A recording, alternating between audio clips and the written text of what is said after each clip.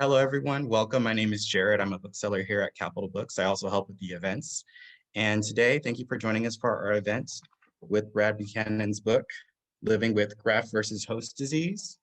We have Brad here, and we also have a few other people. So let me just go ahead and let you know who's going to be participating tonight.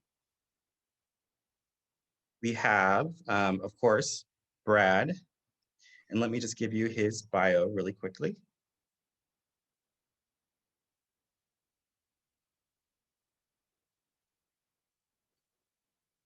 So Brad Buchanan holds degrees in English literature from McGill University, the University of Toronto, and Stanford University, where he got his PhD in 2001. He taught British and Postcolonial Literature, as well as creative writing at Sacramento State University, where he also served as English department chair until his retirement in 2016. His poetry, fiction, and scholarly articles have appeared in more than 200 journals, among them Canadian Literature, the Journal of Modern Literature, the Portland Review, the Seattle Review, 20th-Century Literature, and the Wisconsin Review. His first two published book length collections of poetry were the Miracle Shirker Poets Corner Press 2005 and The Swimming Mirror.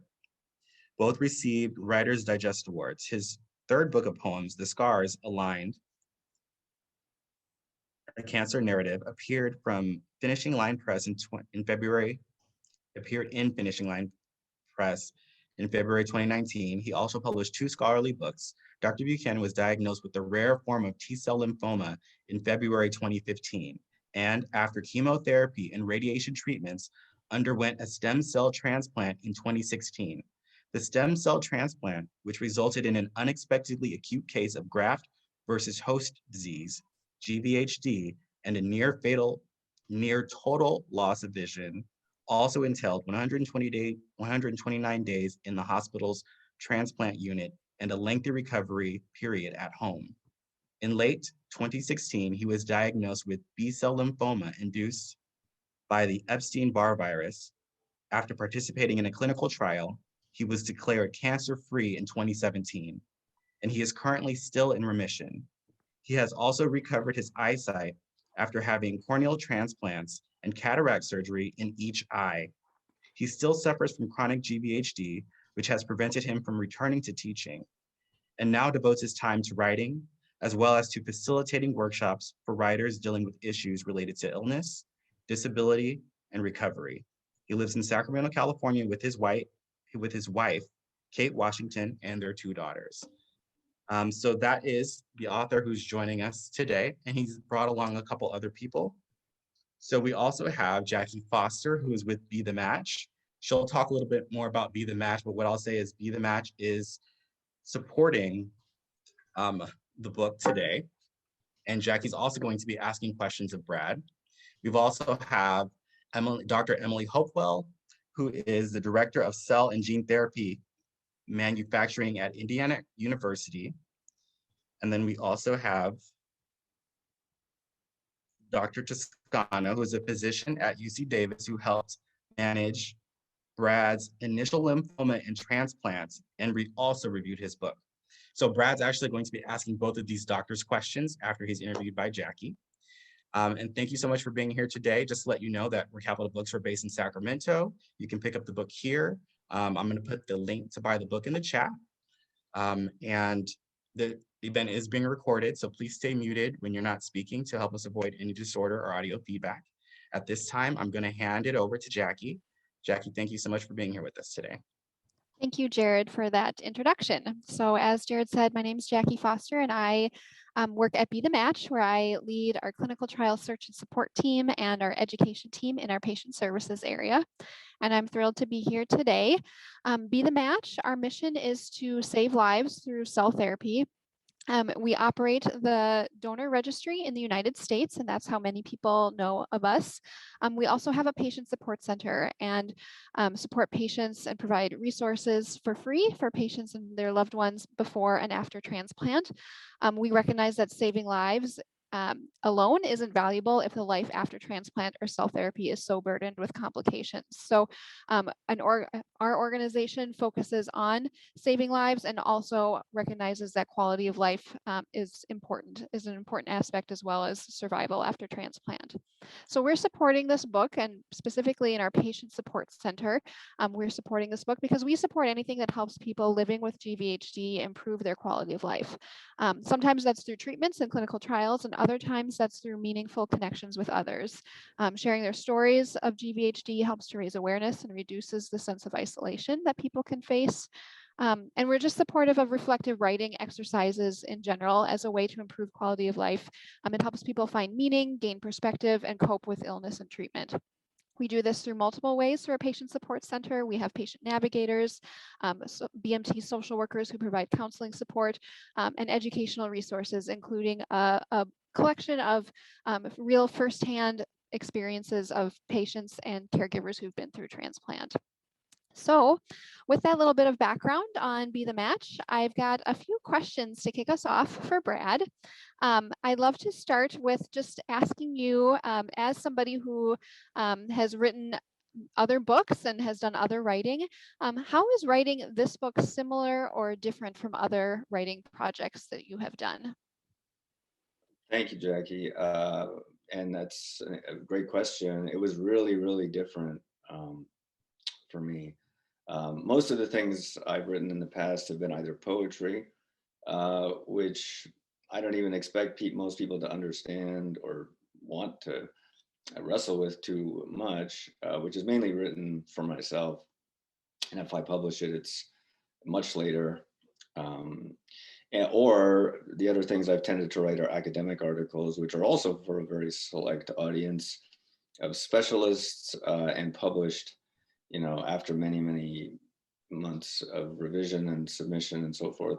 This was a book that had a real kind of visceral importance to it that I just wanted to write as best I could, knowing that I really was tackling a huge subject that I can't say, I would ever be able to exhaust or come to any final conclusions on. Graft versus host diseases, kind of an enigma.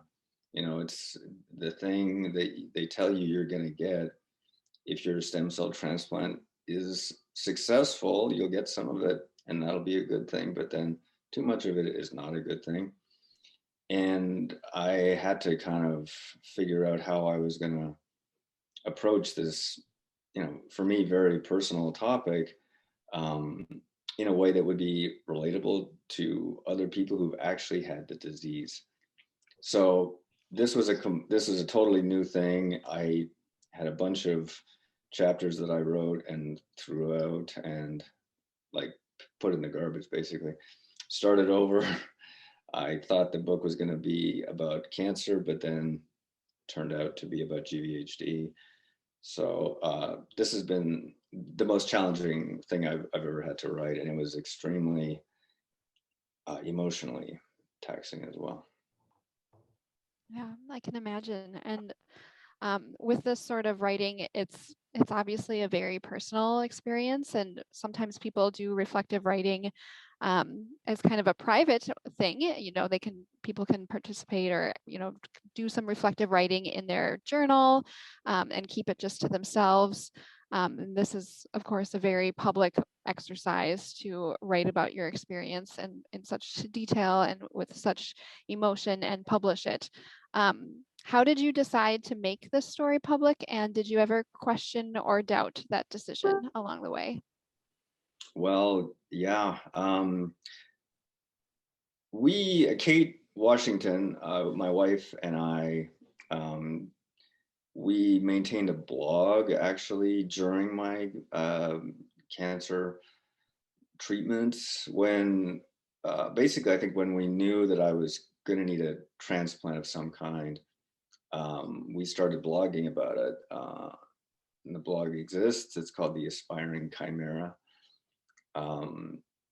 Because we wanted to keep people up to date with what had been a really quite a roller coaster ride, up through, 2015 in 2016, it was too exhausting to just, to keep sending emails to people saying, oh, well, I had this biopsy and that biopsy, and they wanted to do an autologous transplant at first, but then cancer came back fast, so we had to switch to an allogeneic transplant.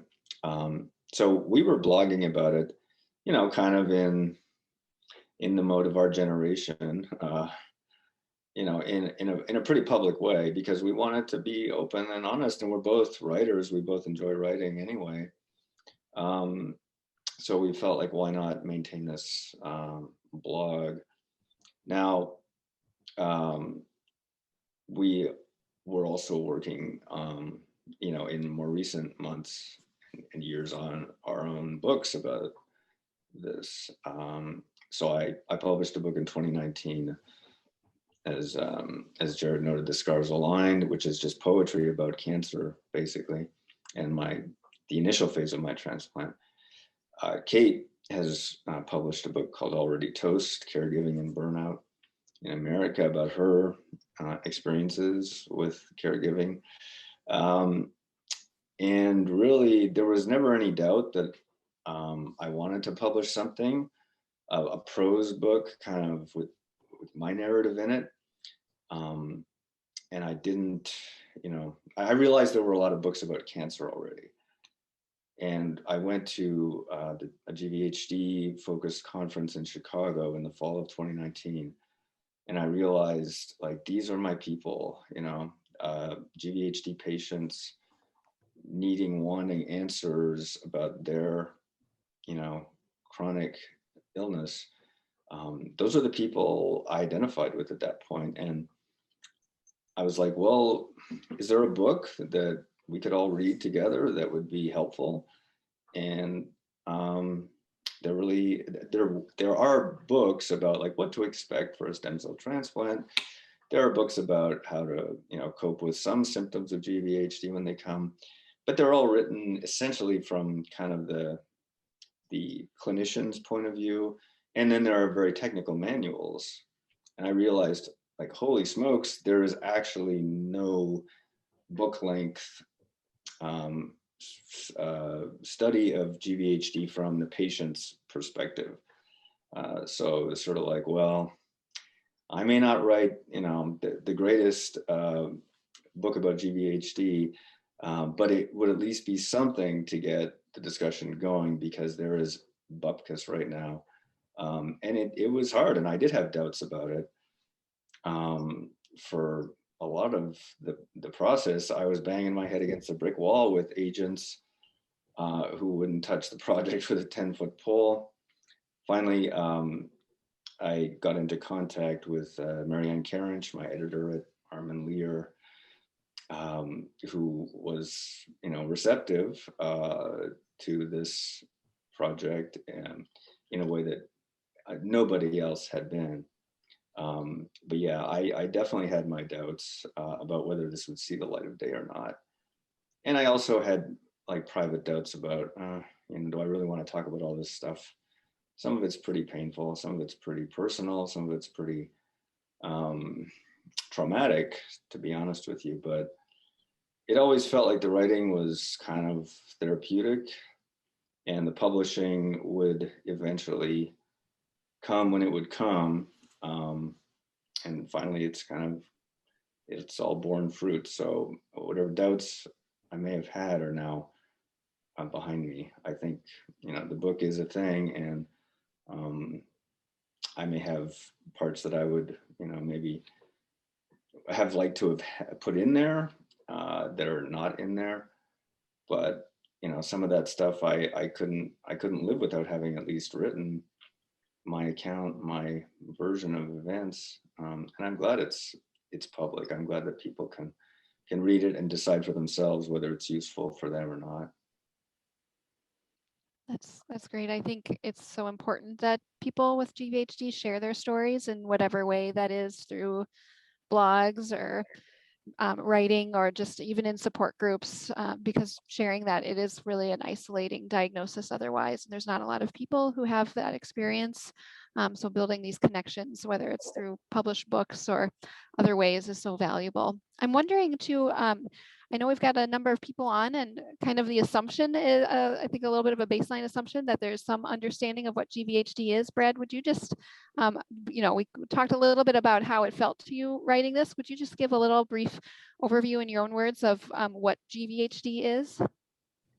Sure. Yeah, it's graft-versus-host disease. So the graft is the new immune system that you get from, in my case, from my donor, who was my younger brother, James, who I think is on the call.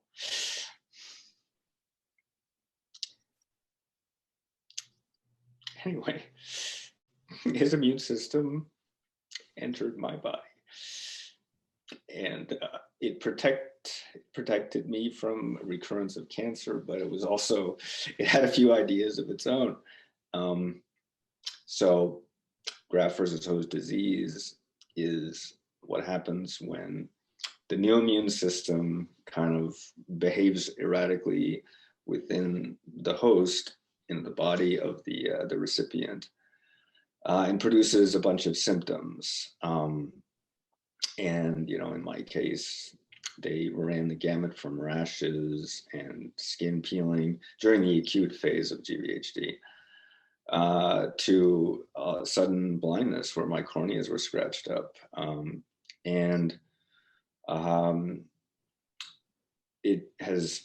It seems to me that, the GVHD is obviously preferable to cancer. My GVHD did not kill me in the event. It seemed like it might, but it didn't. It eventually became a chronic illness that I live with today. But my understanding is still that of a layman, but I'll state it as follows. It's that without some GVHD, we might not know whether the graft is actually working to have GVL, graft versus lymphoma, in my case, effect, and that they haven't managed to pick apart the strains of the new immune system that would act against the cancer, but not act against the rest of the body too. I think they're working on that, and that's great. But I mean, this is a question I would want to ask the experts and the medical savants in the Zoom. Is there ever going to be a day, in their minds or in our lifetimes where we could, have stem cell or organ transplants or whatever, cord blood transplants without risking GVHD? Because that's not on my horizon. I hope that's an adequate answer. Yeah, I think that's a really just helpful overview for some folks who may or may not be as familiar with this on the call. I've just got a couple more questions, and then we can follow up with that really tough one about will GVHD ever not exist, for Emily and Dr. Tuscano. But first, wondering, who do you hope will read this book, and what insights do you want them to gain? What is it that you hope somebody will get out of this book? Is this just for people who are going through transplant, or is it even broader than that? I'm curious who you hope will pick this up. Yeah, well, that's a great question. I mean, I think I have a bunch of different audiences in mind. To me, the most obvious and immediate audience is people currently suffering from chronic graft-versus-host disease, which is where I'm at. And these are people who, don't need to be convinced, that graft-versus-host disease is important or is interesting, because it's having a direct impact on their daily lives. So I really hope that those folks will read the book, will see something of themselves in it, will both be able to celebrate their survival from the scary as hell disease that put them in this medical situation to start with, and will kind of give them a new perspective perhaps on ways to open themselves up to self-healing practices, including writing, but also, things like meditation or certain forms of music, therapy, massage. Like I read about, massage in the book and how it was kind of transformational for me in some ways to accept my new body, which I didn't accept it at all. It was messed up as far as I was concerned. To sort of knit the pieces back together. How do we do that after first of all, after acute graft-versus-host, which, I definitely experienced, but even chronic GVHD on its own, I think can give people a real sense of like disembodiment. That's the wrong word, but kind of like, I use the metaphor of Frankenstein's monster, that's how it feels a lot of the time. And I think it helps for us to compare notes and say, yeah, I've been radically altered. They messed with my DNA. This is big magic that we are, kind of the guinea pigs for. And yeah, it's better than cancer, but it's also a heavy load to bear. And I'm not trying to just inspire people to rise above their symptoms and, somehow sprout wings like the mythical chimeras, but just to sort of celebrate where we're at. The fact that we got here in the first place is bloody miraculous. Let's never forget that. But also realize like we also need to raise awareness. And that's where my second audience, I suppose, comes in is, people going into the transplant process. I think they should be aware of worst case scenarios, but also, ways to kind of perhaps signal, when their GVHD is happening upon them, so they don't get sent home from the hospital prematurely. I mean, I was awfully close to having that happen in my case. Just before my acute GVHD really kicked in and hammered me, they were thinking of sending me home. And I don't know what would have happened if that had been the case. But anyway, so being aware going in, and I don't want to scare people away from the transplant, which is going to save their lives, but I do want them to be armed with information so they can be effective advocates in real time, going in with their eyes open to the transplant process. I believe very strongly in, Western medicine. It saved my butt repeatedly. But let's be frank about how this thing can go, and let's be aware of the many different forms that GVHD, acute and chronic, can take. So that's audience number two. And then the third audience is kind of a broader community of people who just, they're medical professionals, I have met who don't understand the first thing about GVHD and assume that your condition, must not be GVHD because they've never encountered GVHD before. Well, you know what? Maybe they should think a little more carefully about I had major problems swallowing, and I saw people who said, well, I've never heard of that as a symptom of GVHD, and turns out it's a known symptom. I didn't know at the time. Anyway, so that's the third audience really, is a sort of a medical community who are going to have to deal with more and more of us, GVHD, chronic GVHD patients. As I see the demographics, there's only going to be more transplants with more survivors with more GVHD. And I think people in the medical community need to be brought up to speed in a big way on just how weird and wonderful this disease is. And then finally, the general public, the people who, oh, you survived cancer. Great. Good for you. Welcome back to health and happiness. It's like, well, it's not so simple, unfortunately. I'm still sick, actually. Believe it or not, I still have a goddamn illness. And it's something you've never heard of and probably don't even want to know about because it's complicated and it's gross in some cases. And it's lingering and it's ambiguous, and it comes in so many different forms, it'll blow your mind. Well, I want to talk to those people too and invite them in. to this world, because that's where I'm living and that's where a lot of other people are living too.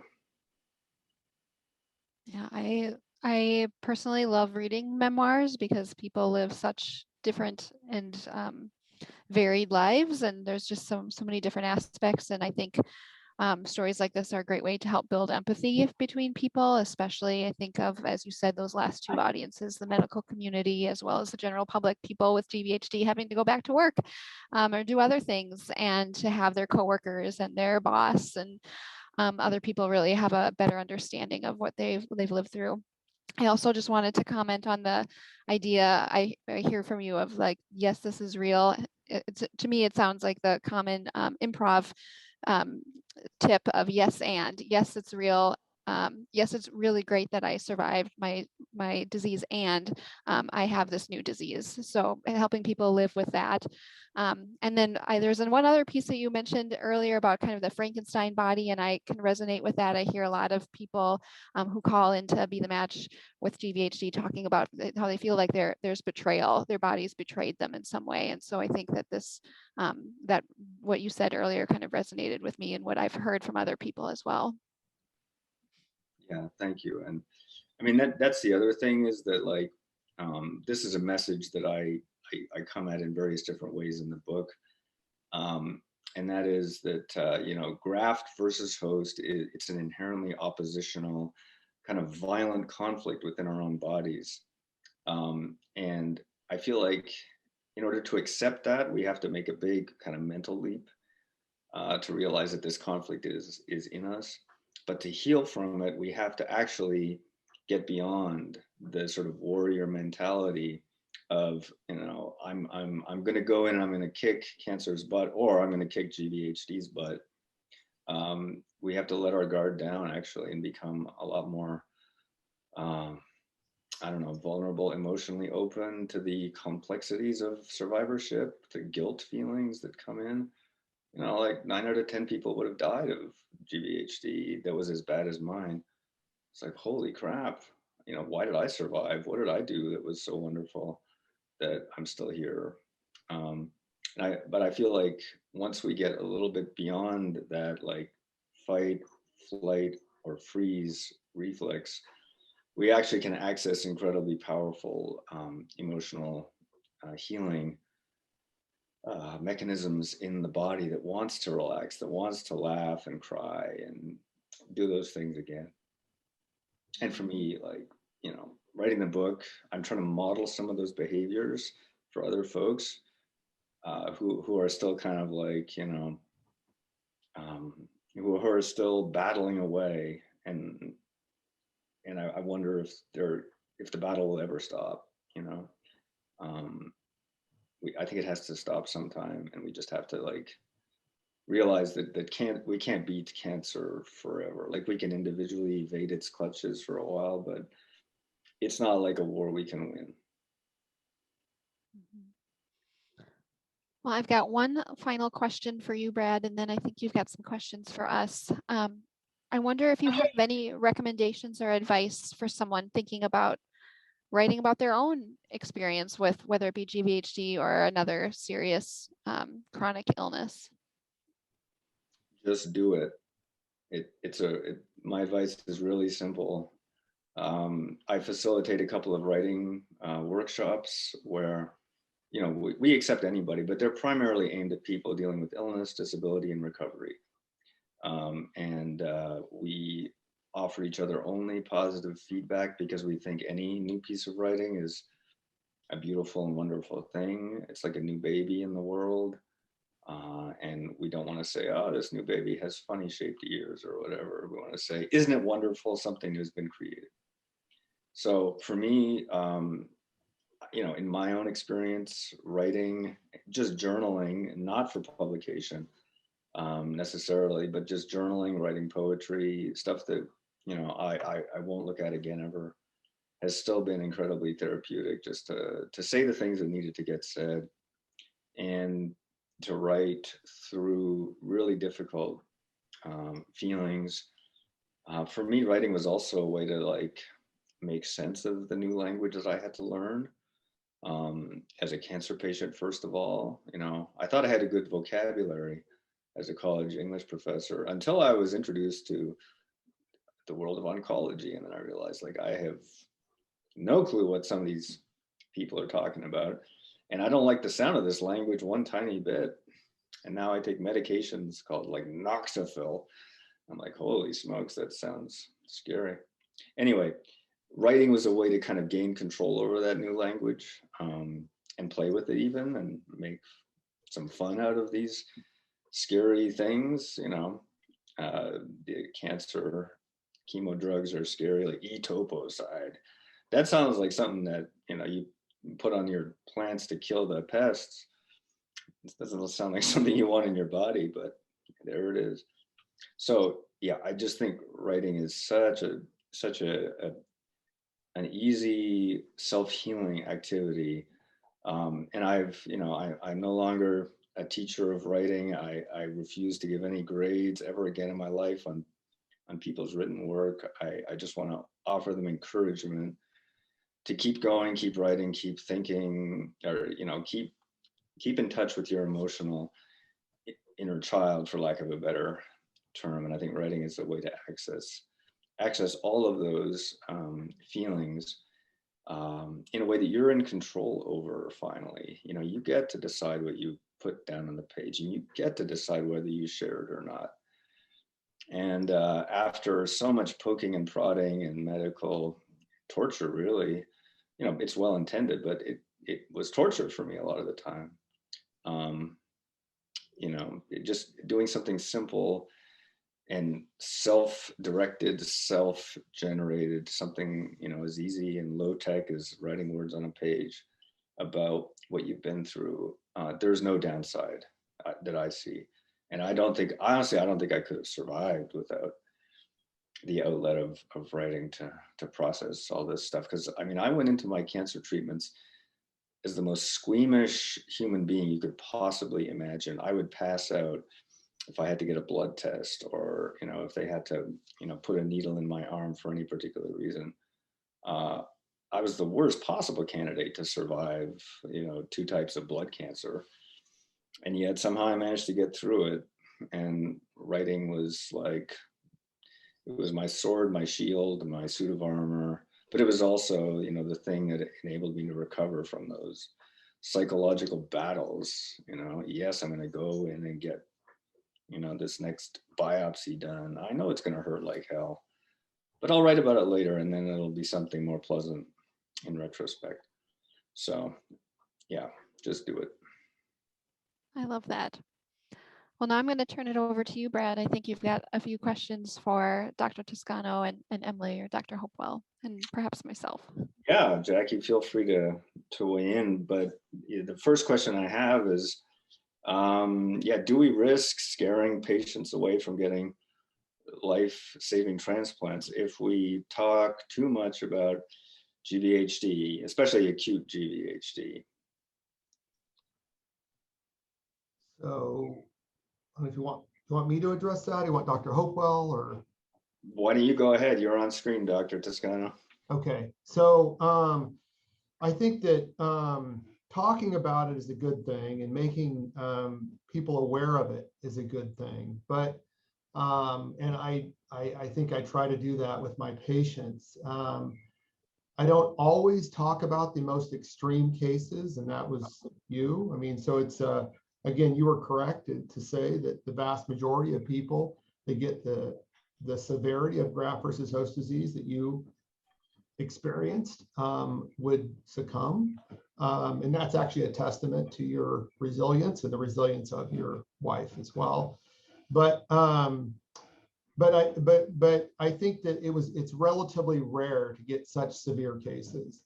It does happen, but it's rare. So I think patients should be well informed. But if you focus on the most severe consequences, then it can be frightening, and it will probably scare some people off that are on the fence, let's say.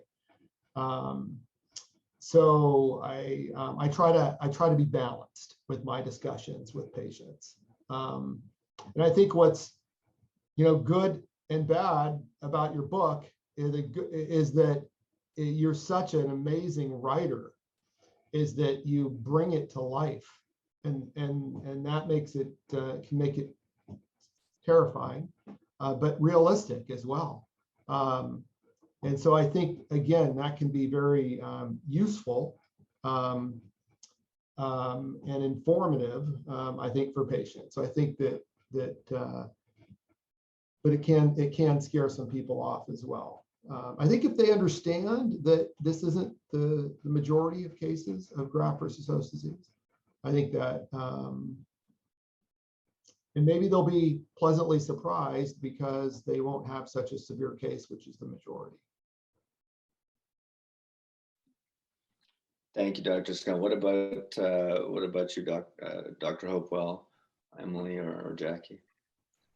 Yeah, I guess I'll put my perspective in it, not being a medical professional, but just from the context of transplant and cellular therapy. I think it is important to know, and I think it's also very important for the caregivers to know what this journey is, and really just to echo what Dr. Toscano says, it needs to, the patients and support groups, support system of each patient, they need to be made aware that the transplant, once you have the transplant and you're engrafted, you're not done. The journey's not over by a long shot. But I think your story is unique, but everybody's story will be unique. And so that patients can understand that, I think it is important. And as Dr. Toscano said, you could very well scare some people who are on the fence if they don't realize that was you had a very extreme situation. But I don't think you're the only one that has had an extreme situation. I think it's important, but it does need to be balanced with what the numbers look like. And I would echo what they both said. My background is I'm a nurse, and I've worked in BMT and bone marrow transplant before coming to Be the Match, and have a background in health education. And I think of GVHD education as a lot of putting things into context, as kind of what Dr. Toscano and Dr. Hopewell were saying, being able to provide information about the range as well as the likelihood of different outcomes, and presenting it in a way where the person can receive it. I mean, these are, people are learning about this scary diagnosis, or this risk for the scary complication at a time when they're considering different treatment options, they're high stress, emotional situations, impacting their entire lives, from their physical health to their emotional health to financial and everything. And so being able to present the information in context in a way that somebody can receive it.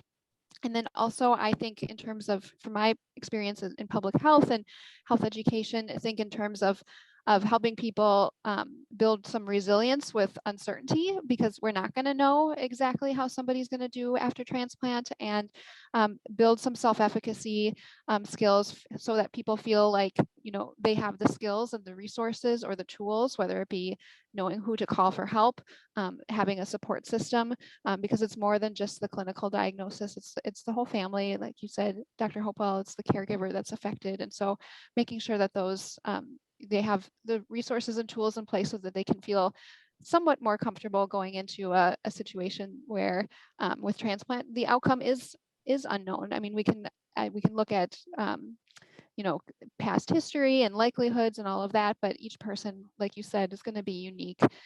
So helping people, understand that, and builds some comfort and some resilience with this uncertainty and the whole process. All right, thank you, everybody. And yeah, I mean, I certainly hope my book does not scare anybody away from getting a transplant that will save their life. That would be the furthest think from my intention. And yeah, I actually hope that my book becomes obsolete, because we'll have found a way to get rid of GVHD entirely, and that, you know, this incredible, the miraculous process of a stem cell transplant becomes a lot less risky as a result. I mean, it's worth the risk now, in my opinion, even having gone through what I went through. Like, I would do it again. I had different options that might have spared me the upfront acute GVHD that I experienced. I would still choose the same course of treatment today, no question about it. And believe me, you know, if I can say that, yeah, anyway, I'll just leave it there. But I want to turn this back into the question, you know, do Dr. Hopewell and Dr. Tuscano, do you think within our lifetimes it will be possible to do stem cell transplants, in particular, but transplants in general, without risking GVHD? Is that even on the horizon? I'll start off, and I'll let Dr. Hopewell, because she's done some wonderful research in the area of graft versus host disease. So I'll give you the clinical. So I think that the allogeneic transplant is meant to bring in a new immune system to eradicate the underlying malignancy. That's the whole point. But the graft versus host disease just is a manifestation of the incompatibility with the body that it's now housed with. So we've come a long ways in terms of management over the last 10, 15 years. So I think there's two things that have happened, three things I should say, that are promising. Number one is that there's a lot of research, and Dr. Hopewell has done a lot of this, to understanding graft versus host disease and how it manifests and the mechanisms. That allows us to develop new drugs to combat it. There have been new drugs, and 2 drugs that are FDA approved now, when we didn't have those now. So there's new drugs that are being developed. There's some new therapeutics. There's new ways to manipulate the graft or the actual stem cells from the donor to minimize graft versus host disease and maximize what we call graft versus tumor effect. So that's ongoing, some exciting research in that area. And then thirdly, is that there are now alternatives, in fact, to allogeneic transplant, and that's cellular therapy. And that has come a long ways as well. So now we have an alternative that may cure people that otherwise would have had to receive an allogeneic transplant, that now do not have to receive that. So a lot of exciting developments, a lot of exciting research, much of which is supported by the NMDP. So we want to thank the NMDP for the wonderful work that they do, and the work that doctors like Dr. Hopewell do as well. And we'll like to get their input as well. Be the Match and NMDP are the same. Yeah. Yeah. Okay. Just wanted to connect those dots. Dr. Hopewell, I think you are definitely no pressure. You're next on the speakers list. So I'm going to go out on a limb and say that I think over the next few decades, GVHD, it will still happen, but I think the tools that we have and the options that are available for patients are going to be more robust. I think, so a lot of this, I'll try to keep it relatively high level, but as Dr. Tuscano said, you're putting somebody else's immune system in there to cure the cancer, right? And if we can figure out a way to turn off that attacking the host, the normal cells of the host, while still curing and getting rid of the tumor, that's where a lot of the research is looking. And I think, a lot of this has, over the past decade or so, it's really taken off, particularly even if you look at the tools in research. We can now look at individual cells and look at the differences in the genes of one cell versus another cell versus another cell. So we're at that level of scrutiny. And so there is still a lot of research that needs to happen. And it is cyclical. You know, what our group does is makes cellular products for patients in clinical trials, early clinical trials. And so it's you do a trial, you get your results, and then you go back to the lab and do more research and then do the next phase. So it's a very iterative process. But we can look at genes, we can manipulate the genes. If we can figure out what is causing the GVHD, then that will help us target it. And Dr. Tuscano mentioned now there's new options. You know, there are chimeric antigen receptor T cells that you can use to treat patients with ALL, with acute lymphoblastic leukemia. And that has pretty high cure rates. That still has toxicities, but they're different toxicities and manageable. So I think we are getting there. The cellular therapy and immunotherapy, while it's been a friend of mine for a few decades now, it's really just starting to hit its stride. And so Be the Match, having the support of large organizations like that, I think there will be more and more research and analyzing data from patients, because every patient, every cell from Brad is different than every cell from his brother.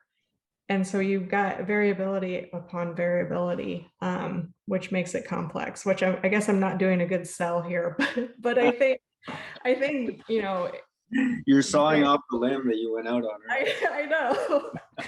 There is a lot of good research that's going on, because, you know, there's so many things that people know now about the T cells that are some of the major causes of GVHD. If you can turn the T cells the right direction, they can be helpful instead of hurtful. So there's a lot of tools that we are getting in our bag of tricks. Well, thank you both for that answer. You kind of also answered the next question I had on my list about exciting developments, possible experimental paths. So I guess the last question I have is a practical one. And I'll address this to Jackie as well as to the doctors. What questions should prospective transplant patients or their caregivers ask that they often don't ask? Sure, I can start with that. I don't know if I would say that they often don't ask, but I'll say what I think is important to ask. One is just, what can I do, whether it be now or throughout my transplant, to help keep a good quality of life? And I think to be open to things. Brad, you mentioned this earlier, how you did different things like massage that maybe you never thought of before, but was helpful for you. And just to ask about those sorts of things that maybe aren't medicines, but are other ways to improve quality of life, that might be some suggestions that you never thought of, you maybe never would normally do, but to ask about that, ask about those sorts of resources, and to be open to trying something new, because you may find that it helps. I'd also, of course, just ask about the likelihood of GVHD for you as a patient, and it can vary depending on the cell source and different things like that. So I think just to have that information, which of course physicians will be telling patients about, but if you didn't hear it or you're confused about it, to not hesitate to ask and ask again. I'd also suggest asking if you could be connected with somebody who's been through transplant, maybe whether with or without GVHD. There's a lot of programs through Be the Match and other organizations where they have volunteers who've been through it, and you can talk to somebody who can just share their experience and tips, or a support group at a hospital where you can just talk to somebody who's been through it. To your point, Brad, there's kind of a difference in hearing the clinical process and the personal experience. And so I think asking about those connections. And then lastly, I would recommend people ask about clinical trial options, and whether that be clinical trials for treatment, but also any studies that they could participate in that are looking at patient-reported outcomes, like quality of life, other symptoms that somebody might have, because that's the sort of thing that's going to help Emily, Dr. Hopewell's research advance, and us be able to have better options in the future. So if people are interested and willing to just ask about what trials there might be, or what studies looking at patient-reported outcomes there might be that could help improve things for people in the future. Thank you, Jackie. Doctors, any? Yeah, I'll comment really quick. I mean, I go through this consenting process with a lot of patients, and I do talk about graft-versus-host disease, but it's amazing when most of the patients that I see that are facing an allogeneic transplant are not in a good position. Generally, they have relapse disease. Their prognosis is terrible. Brad's disease was, oh my gosh, one of the worst T-cell lymphomas I've ever seen. And that he had the worst T-cell lymphoma and the worst graft-versus-host disease, I think. And I've been doing this for about 25 years. Wow. And he is standing here. So that is a testament to the power of allogeneic transplantation. It's really remarkable, and of the immune system. But what happens is that patients and caregivers are terrified. They just want a cure. And so you can talk a lot, and a lot of things, a lot of the details they just don't hear. So it's always good to bring somebody with you to ask the questions as well, and to have a second set of ears. I think that's important. I think it's important to understand the potential consequences and risks. Obviously, we do go over that. Most of us do a pretty decent job reading the literature that you're given. We do have books from Be the Match as well that are very good, and they have good links and references in there as well, and doing a lot of reading. Also asking about, and this is a tough one, asking about the experience of the center and managing transplant patients and graft-versus-host disease, because it's not just the transplant physicians, it's all the ancillary support services. It's the ophthalmologists and the gastroenterologists and the infectious disease doctors. Managing graft-versus-host disease is like its own specialty. It's very, very unique. It's challenging because you have to have a large volume of patients to get that experience, to have specialists that see it enough to be an expert in that area. And there really aren't that many centers that have a lot of experience. Now, when do you need a huge care team that's experienced in all these areas? When in cases like Brad's, you do. But in the majority of cases, the graft-versus-host disease is mild to moderate, and it can be handled by a lot of transplant centers. But being at a center that has that experience is important as well, and asking those questions, reading the literature. All right, thank you. Dr. Hopewell, any? I guess I don't really have anything additional to add other than, just to echo what Dr. Tuscano said, that it is, I don't think as a patient that you should feel bad to ask about their experience, because it is, you need staff who are experienced. And some of the things that you wrote about in your book, to me, those are things that your book would be very good for medical professionals to read this is what's going on, to educate them on GVHD. So I think you need to advocate for the best care for yourself. And that would be my recommendation. Well, I mean, I think I had an amazing advocate in my wife, Kate, as well. And she was the second pair of ears and the second pair of eyes, or when I was blind, she was the only pair of eyes. But I think we have to close. So thank you, everybody. doctors and Jackie for your expertise and your help, and thanks to everybody for attending. And I guess I'll throw it back to Jared for the final goodbye. Yes, thank you so much, Brad. Thank you everyone for being here today.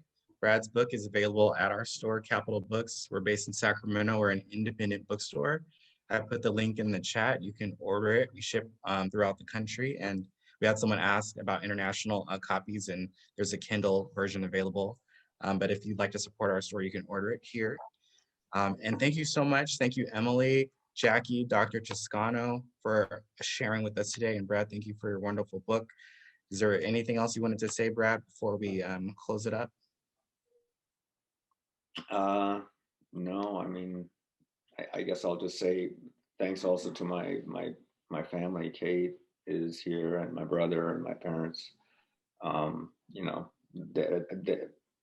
I'm actually sitting, not standing here today, but if I'm here at all, it's in large part because of their collective efforts. You know, I was not strong enough to get through this on my own. That's very clear. And I think, I hope that comes through in the book. It took a lot of medical expertise, but it also took a lot of love and a lot of, you know, a lot of care from other people, because we can't, no patient can do this by themselves. It's not possible. Thank you, everyone. With that, we're going to go ahead and end the meeting. Thank you so much, everyone. Have a great afternoon.